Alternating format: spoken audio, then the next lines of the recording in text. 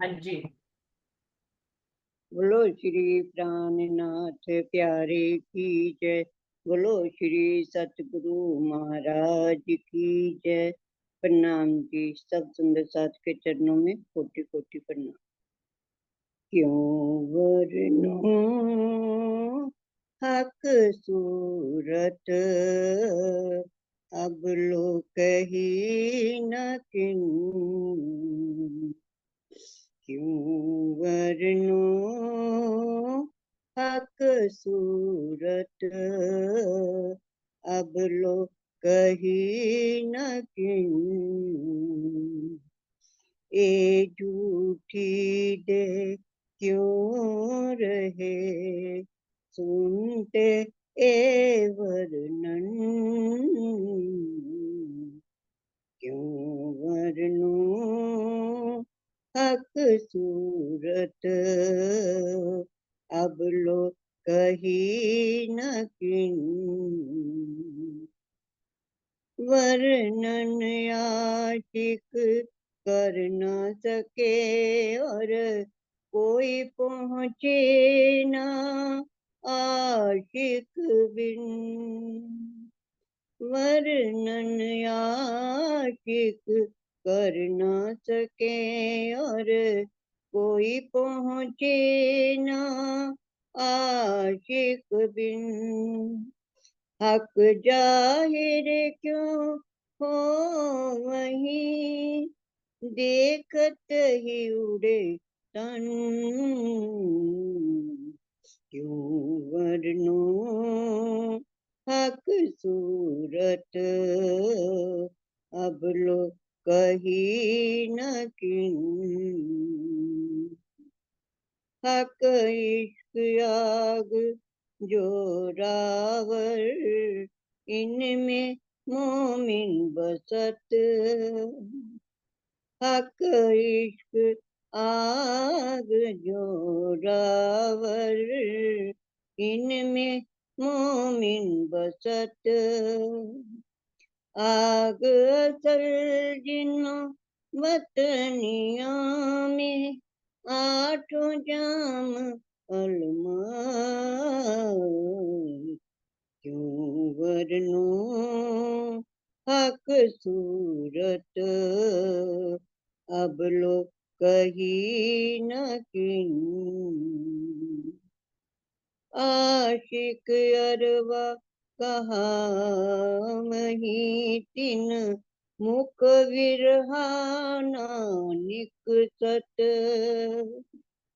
आशिक अरवा कहा मही तिन, मुख विरहाना निकसत। जब दिल विरहा जानिया, तब आहंग वीर चलत। क्यों वरनो हक सूरत, अब लो कही न किन।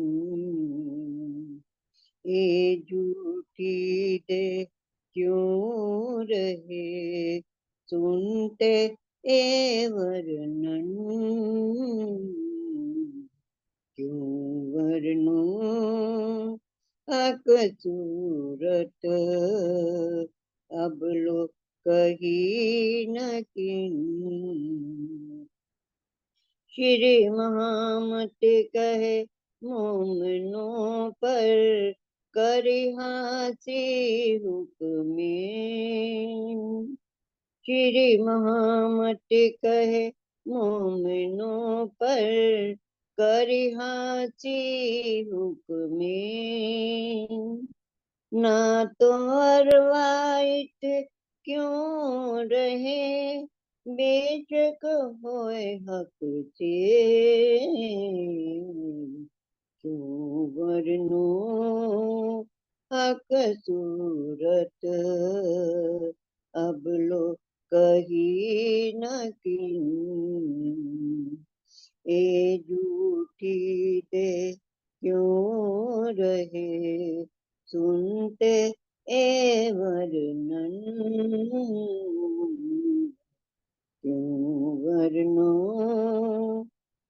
सूरत, अब लो कही न कीन। बोलो श्री प्राणनाथ प्यारे की जय। बोलो श्री सतगुरु महाराज की जय। प्रणाम जी। प्रणाम जी, प्रणाम जी। धन्यवाद नीलम दीदी।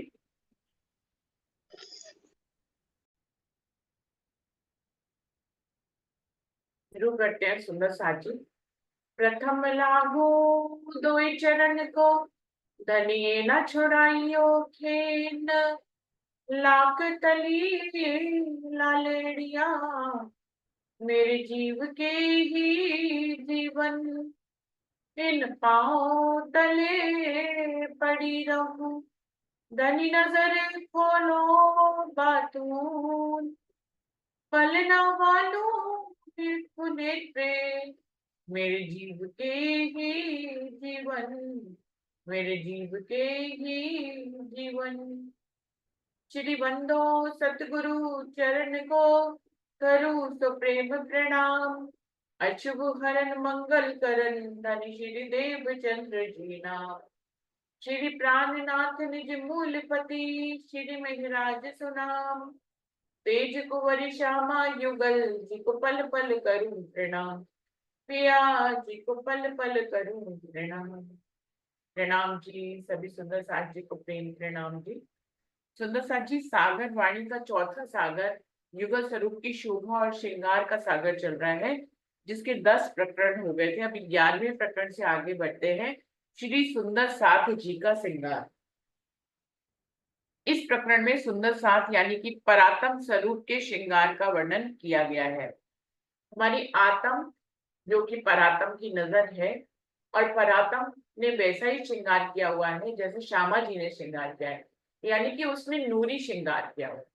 तो उस नूरी श्रृंगार का यहाँ पे वर्णन हो रहा है। जैसे राज्य और श्यामा जी के नूरी श्रृंगार का वर्णन इंद्रवती जी ने किया है, वैसे ही सुंदर साथ के भी हमारी आत्मा, हमारी आत्म का जो चरणों में बैठी है, हमारी परात्म राज्य के चरणों में, तो उसका भी नूरी श्रृंगार है जिसका वर्णन यहाँ पर किया जाए। सुंदर साथ बैठा अचरज सो, जानो एके अंग हिल मिल।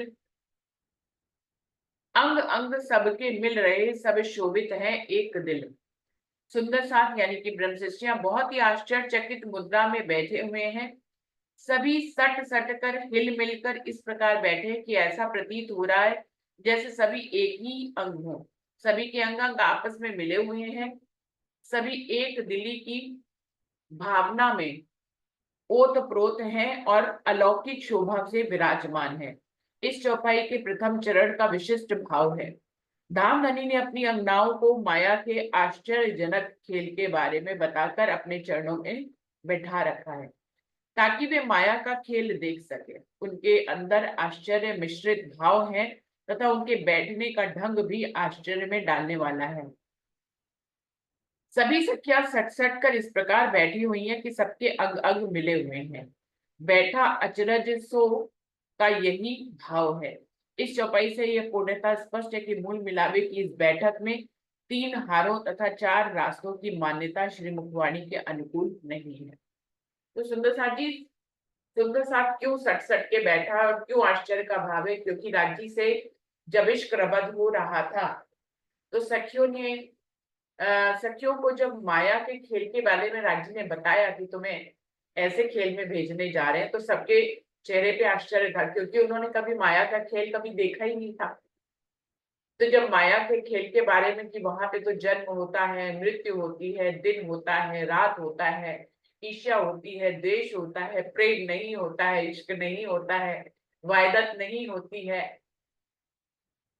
तो इन सब बातों के बारे में जब बताया तो वहां परम धाम में तो द्वैत का भाव ही नहीं है। यानी कि वहां पे इश्क ही इश्क है, प्रेम ही प्रेम है, तो कभी नफरत का भाव ही नहीं है, ईर्ष्या का भाव नहीं है, द्वेष का भाव नहीं है।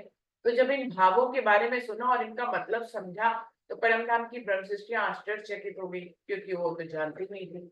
जिस अनुकूल वातावरण में हम होते हैं उसी के बारे में जानते हैं, उससे बाहर की दुनिया के बारे में नहीं जानते हैं। तो राज्य ने जब उनको काल माया के ब्रह्मांड की दुनिया के बारे में बताया तो उनको आश्चर्य हुआ।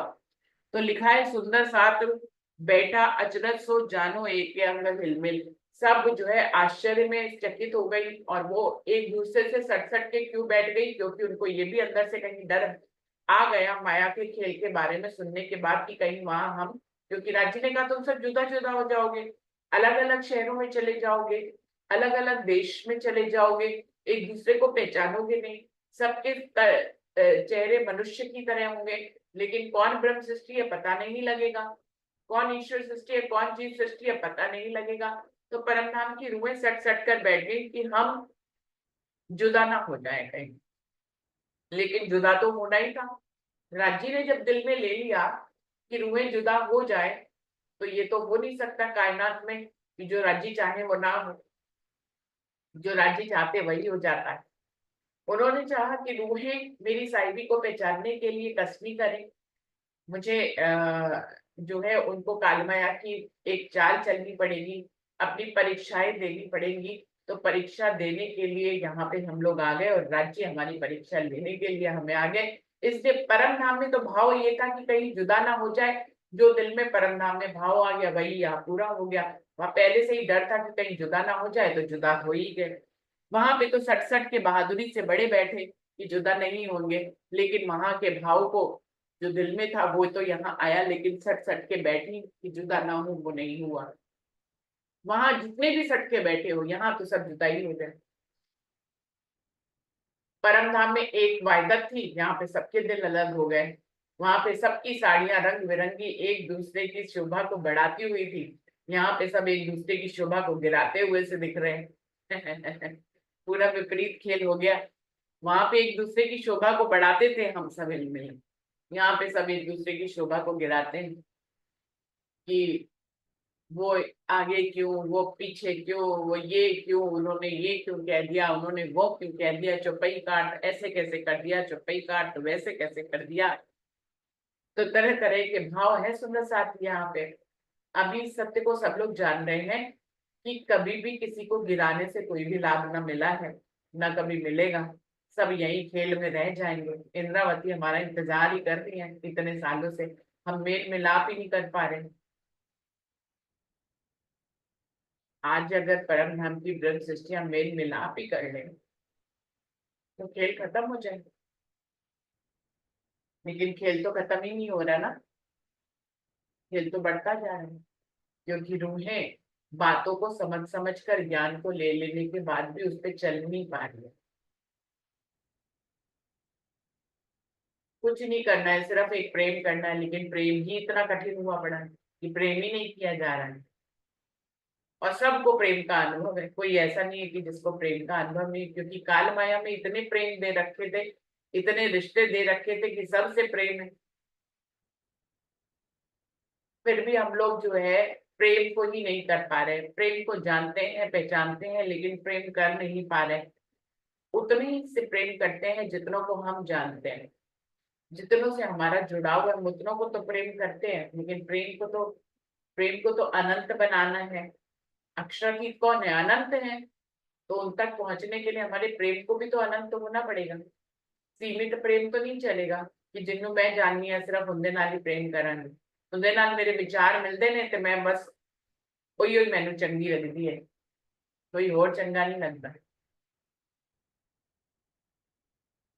तो विचारों का ही मतभेद है काल माया के ब्रह्मांड में, इसलिए आश्चर्य में सखियां वहां पे परात्म स्वरूप में आश्चर्य में बैठी हैं, सट सट के बैठी हैं कि कहीं हम जुदा ना हो जाए। ऊपर से काल माया के ब्रह्मांड के ऐसे आश्चर्यजनक खेल को देखने के लिए आई है। इसलिए मूल परात्म में हमारे भाव के, हमारे चेहरों के भाव में आश्चर्य ही आश्चर्य है।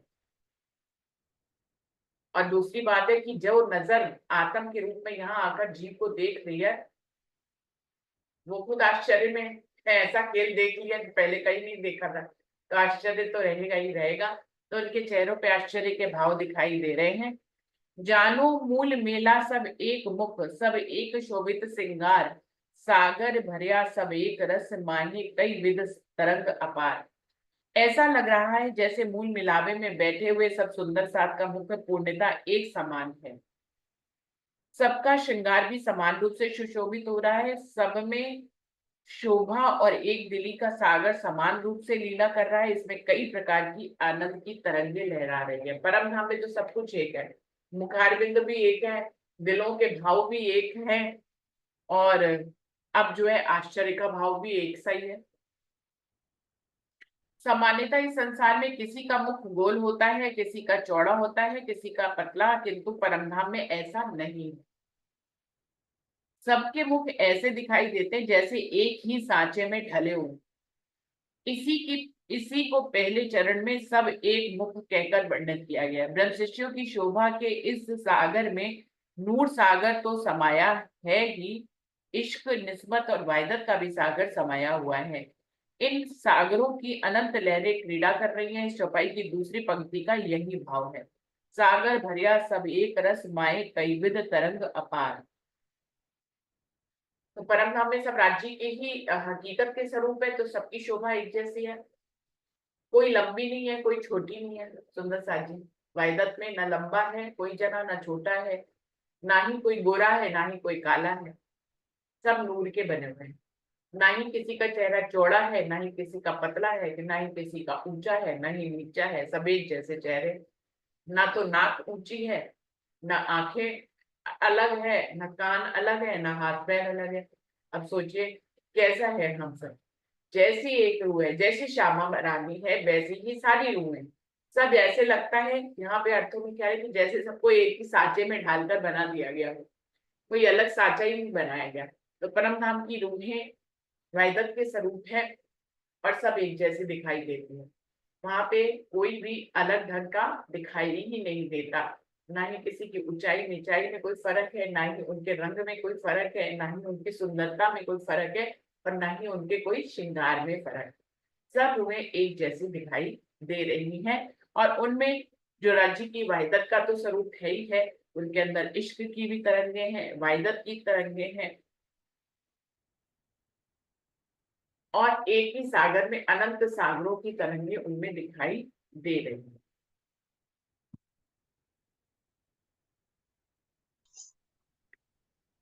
हाँ जी। नीलवट बैना चांदलो, हरि गर्दन मुख मोर, नैन चोंच सिर शोभित, बीच बने तरफ दो जोर। सभी सखियों के माथे पर टीका बंधा है। उस बिंदा की बनावट ऐसी है जिसकी हरी गर्दन, नैन, चोंच, सिर, मुख सब मोर की बनावट है, जिनकी चोंचे दोनों तरफ हैं। निर्मल मोती नासिका, कैविद नथ बेसर, जोत जोर नग मिहि नकस, ये वर्णन होए क्यों कर। सखियों की नाक में बेसर और नथनी शोभा देती है, जिसमें निर्मल मोती और बारीक नकशकारी में नंग जड़े हैं। इनका वर्णन कैसे करो। प्रणाम जी। तो श्रृंगार का वर्णन शुरू हो गया है। माथे पे क्या है? नीलम दीदी, माथे पे क्या है? टीका दीदी। टीका है। और उसमें कौन सी शोभा बनी हुई है? मोर की। हाँ जी।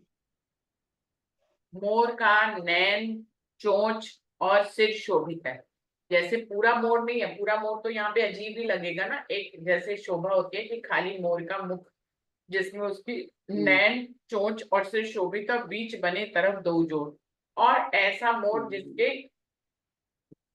दो मोर है, जिसको दोनों राइट और तरफ लेफ्ट है। की तरफ मुखारबिंद है, दोनों तरफ से ऐसा चांद जैसा। यहाँ पर उन्होंने, रूहों ने चांदला या टिक्का पहना हुआ है। और नाक में क्या कह रहे हैं? मोती जैसा बेशक। पहना हुआ है, हाँ, जिसको बेसर कहते हैं।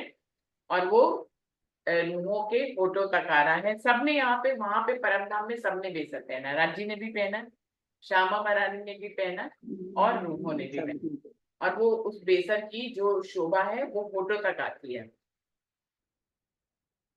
वो कह रहे हैं इतनी सुंदर शोभा है और इनकी रोशनी आपस में ऐसे मिल रही है कि इसका वर्णन करना भी मुश्किल है।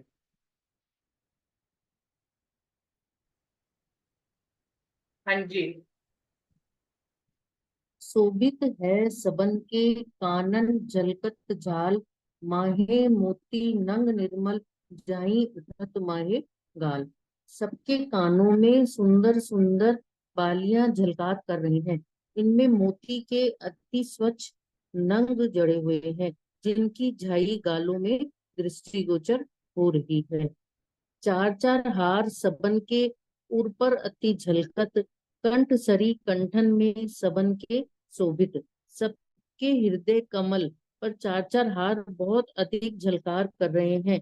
इसी प्रकार सबके गले में कंठ सरी भी सुशोभित हो रही है।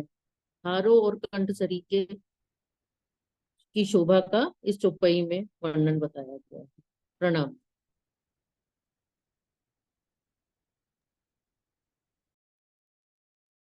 वैसे तो मोती और नग अलग अलग होते हैं सुंदर साथ जी। काल माया में मोती जो होते हैं वो अलग होते हैं और नग जो है वो अलग धातु होती है। लेकिन अभी जैसे यहाँ पे वर्णन आ रहा है कि कान में जो झाल पहना है उसमें माहे मोती नग निर्मल। मोती मतलब वो जो बाली है उसमें मेरे ख्याल से कहीं नग जड़े हुए हैं, कहीं मोती जड़े हुए हैं, ऐसा कुछ भाव है। इनमें मोती के अति स्वच्छ नग जड़े हुए हैं, अर्थों में ऐसा लिखा है कि मोती के नग जड़े हुए हैं। वैसे मोती, मुझे तो लगता है मोती अलग होते हैं और नग अलग होते हैं, तो यही भाव है कि मोती और नग, कहीं पे बाली में नग है और कहीं पर मोती जड़ा हुआ है। झाई उठत माही गाल, उसकी सारी शोभा आभा जो है वो गालों में दिखाई देती है। जैसे ही सुंदर साथ अपने चेहरे के भावों को बदलते हैं वैसे ही ये झाई भी आगे पीछे होती है, लहराती है। और जैसे कि राजी ने 5 हार पहने, ऐसे रूहों ने 4 हार और एक कंठसरी, गले से लगी हुई कंठसरी पहनी हुई है। एक हार हिरण का, दूजा हेम कंचन, तीजो हार मानिक को, चौथा हार मोतियन। एक हार हीरे का है तो दूसरा हार शुद्ध स्वर्ण का है। इसी क्रम में तीसरा हार मानिक का है और चौथा हार मोतियों का है। तो पहला जो हीरे का हार है उसकी शोभा जो है वो नीली होती है। हीरे का रंग जो है, रोशनी जो है वो शीशे की तरह की होती है सुंदर साथी। तो पहला हार जो हीरे का है वो शीशे के शीशे की जैसी उसकी आभा है क्योंकि वो हीरे का है। दूसरा शुद्ध सोने का है तो उसकी आभा थोड़ी सी पीलापन लिए हुई होती है। इसी क्रम में तीसरा हार मानिक का है तो इसकी शोभा थोड़ी सी लाल होती है। और चौथा हार मोतियों का है, तो मोती तो किसी भी कलर के हो सकते हैं। मे भी मल्टी कलर के मोती हो, मे भी हरे हो, सफेद हो। मोती का मतलब हमेशा सफेद ही नहीं होता है। तो मोती कई रंग के होते हैं, उसमें किसी भी रंग के का मोती हो सकता है। कहूँ डोरे कहूँ बादले कहूँ खजूरे हार, कहाँ कहूँ जबेर अर्श के झलकारो झलकार। मेरे सामने ये प्रश्न है कि मैं पहले हारों में आए हुए डोरों की सुंदरता का वर्णन करूं, या अति कोमल वस्त्रों की शोभा का, या हारों में बनी हुई चित्रकारी का वर्णन करूं। परम धाम के इन जवाहरातों का मैं कैसे वर्णन करूं। मैं तो अपनी नूरी शोभा से पल पल ये तो अपनी नूरी शोभा से पल पल झलकार कर रहे हैं। धातुओं के तारों से जो अति कोमल चित्रकारी की जाती है उसे बादला कहते हैं। यह वक्षस्थल के ऊपर के वस्त्र पर बनाया गया है। इसी प्रकार हारों में जो सुंदर चित्रकारी होती है उसे खजूरे कहते हैं। तो सुंदर साथ जी, इंद्रावती जी कह रही हैं मैं किस शोभा का वर्णन करूं, समझ में ही नहीं आ रहा है। मैं पहले उनके वस्त्रों का, आभूषणों का, वस्त्रों का वर्णन करूं, या आभूषणों का वर्णन करूं, या वस्त्रों पे हुई महीन चित्रकारी का वर्णन करूं, या हारों पे हुई महीन चित्रकारी का वर्णन करूं। तो वो कह रहे हैं कि मैं अलग अलग वर्णन करूं। मैं जहां जाती हूँ वहीं अटक जाती हूँ। मुझे समझ में ही नहीं आता है कि मैं कहाँ से शोभा को शुरू करूं और कहाँ तक शोभा का मैं वर्णन करूं। तो इसलिए इंद्रावती जी करेंगी तो सबका, लेकिन वो अपने दिल के भावों को व्यक्त करती हैं कि इतनी नूर की शोभा मुझे एक ही जगह पे दिखाई देती है, कि दूसरी जगह में जा नहीं पाती। लेकिन मुझे परमधाम की रूहों को यहाँ पर पूरे परमधाम के स्वाद देने हैं, तो मुझे सारे वर्णन करने के लिए राज्य ने हुक्म दिया हुआ है और मेरे ऊपर इसी की मेहर हुई है कि मैं सारे वर्णन करूं। लेकिन मुझे कई बार समझ में नहीं आता है कि मैं कहाँ से शुरुआत करूं और कहाँ अंत करूं। इस तरह के भावों को, मिश्रित भावों को इंद्रावती जी यहाँ पर व्यक्त कर रही है।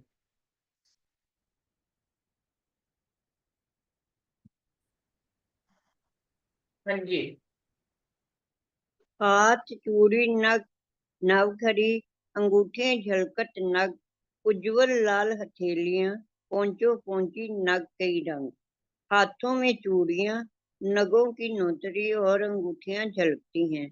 सभी की हथेलियां लाल हैं और पोंचे के ऊपर कई तरह के नगों के रंग शोभा देते हैं। जैसे स्वरूप अर्श के भूखन तिन मापक, यही रवेश वस्त्र जुवेर के, ए अंग बड़ी रूह हक। परम धाम में सखियों के जैसे स्वरूप हैं, आभूषण भी उन्हीं के अनुसार हैं। इस तरह वस्त्र और जुवेरों की शोभा है। ये सखियां श्री राजशर्मा जी के अंग हैं। प्रणाम जी। तो जैसा पहले वर्णन किया था, चाहे राज्य का श्रृंगार हो या श्यामा जी का श्रृंगार हो, वर्णन तो यही आता है कि जैसी शोभा चेतन स्वरूप रूहे हैं, बिल्कुल वैसे ही उनके वस्त्रों को समझना है चेतन स्वरूप, वैसे ही उनके आभूषणों को भी चेतन स्वरूप समझना है, आत्म स्वरूप समझना है, नूरी स्वरूप और वाहिदत स्वरूप समझना है। उनकी भी कनेक्टिविटी वाहिदत के रूप में राज्य से है। ऐसा नहीं है कि हम ही राज्य के दिल से जुड़े हुए हैं। हमारे वस्त्र और आभूषण जो हमने पहने वो भी राज्य से, उनकी भी वायदत है। तो जो हम दिल में भाव लेते हैं, इसीलिए वायदत होने के कारण वो तुरंत ही वैसे सुंदर रूप में ढल जाते हैं और उनको उतारना और पहनना नहीं पड़ता है, क्योंकि वो अंग की ही शोभा है। तो ये सारी बातें राज्य और श्यामा जी के श्रृंगार में भी आ चुकी हैं। वही बातें यहाँ पे कही भी जा रही हैं कि हाथों में सभी सुंदर साथ ने हाथों में चूड़ियां पहनी हुई हैं, नवघड़ी भी पहनी हुई है, अंगूठियां भी हैं जो अलग अलग नगों में झलकार कर रही है। ऊपर से हम सभी की हथेलियां भी उज्जवल हैं और महीन महीन रेखाएं हैं और उनमें लालिमा समाई हुई है।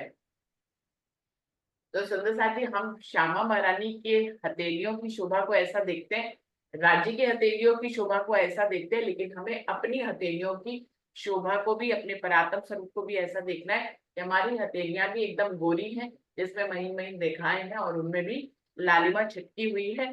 सफेद रंग में जब लाल रंग मिला दिया जाता है तो वैसा जो गुलाबी हथेलियों की शोभा होती है वैसी शोभा है। सुंदर साथ जी, कालमाया के प्रमाण में भी हम देखें पूरे शरीर का रंग अलग होता है, लेकिन हथेलियों का रंग कुछ ज्यादा लाल होता है, कुछ ज्यादा सफेद होता है। ये अंदर की तरफ जो होती है हथेली का, इवन हमारे हाथ का बाहरी हिस्सा भी थोड़ा डार्क हो, लेकिन अंदर वाला हिस्सा ज्यादा सफेद होता है और ज्यादा लाल भी होता है। और अगर बच्चों की हम देख लेना, न्यूबॉर्न बेबीज के, तो उनके तो हाथ बहुत ही कोमल होते हैं और उनकी उनमें जो लालिमा होती है वो हमारी थोड़ी सी कम हो जाती है काम कर करके, लेकिन उनकी लालिमा बिल्कुल एकदम, क्योंकि हाथ बंद मुट्ठी में आते हैं और जब खुलते हैं तो एकदम बहुत सुंदर लालिमा होती है। वैसी ही लालिमा हमारे हाथों की भी है।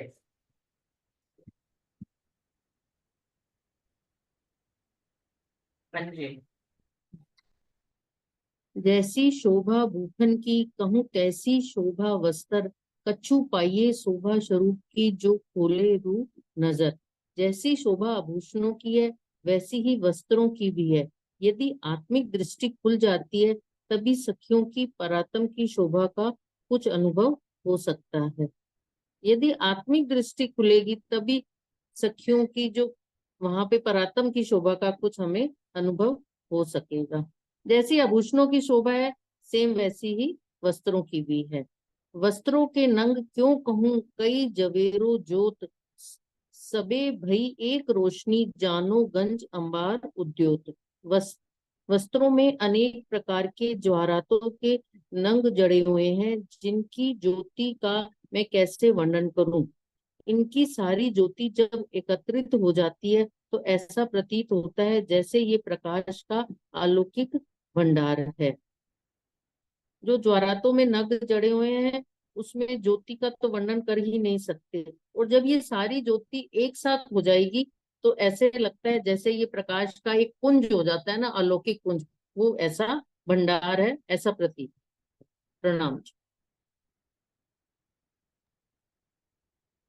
तो सभी पे नक्शकारी है, चाहे आभूषण हो चाहे वस्त्र हो, नक्शकारी सब पे है और महीन महीन नक्शकारी है। और सबकी शोभा को मिला लें तो अनुपम शोभा बन जाती है। हम लोग तो किसी भी अपनी राज्य और श्यामा जी की शोभा चितवनी में देखते हैं, हम अपनी शोभा को अक्सर सुंदर साथ भूल जाते हैं। मैंने सुंदर साथ के अनुभव सुने हुए हैं।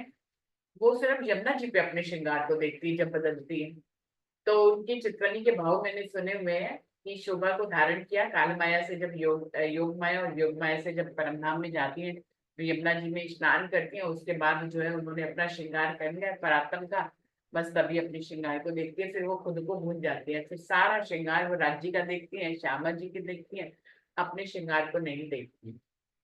तो ये वाला भाव मैंने चित्तवनी में सबका सुना हुआ है। जैसे काल माया के ब्रह्मांड में भी क्या करते हैं हम फीमेल्स जो है वो परिवार के साथ जुड़ जाती है, उन्हीं के लिए जीना, उन्हीं के लिए खाना बनाना, उन्हीं के लिए सब काम करना, खुद को भूल जाना। तो ऐसे ही परम धाम में चित्तवनी के समय भी हम सब यही करते हैं, हम अपने परात्म के स्वरूप को के श्रृंगार को बहुत कम देखते हैं। हमारा उद्देश्य राज्य और श्यामा जी के श्रृंगार को देखना होता है, तो हम उसी तरफ आगे बढ़ते चले जाते हैं।